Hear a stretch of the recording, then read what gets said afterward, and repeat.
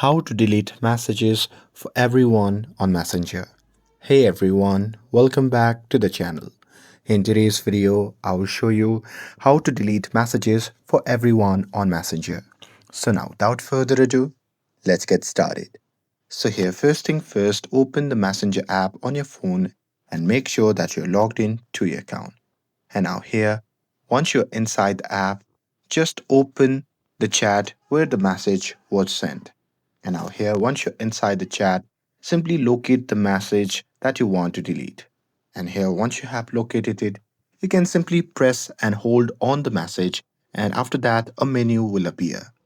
Now here in that menu, you can simply tap on delete, and now here you can just tap on delete again, and now from the pop-up menu, you can just tap on delete for everyone.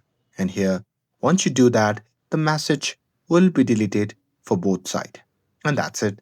With this, if you found this video helpful, then don't forget to like, share, and subscribe to get updated for more videos. Thanks for watching, and I'll see you in the next video.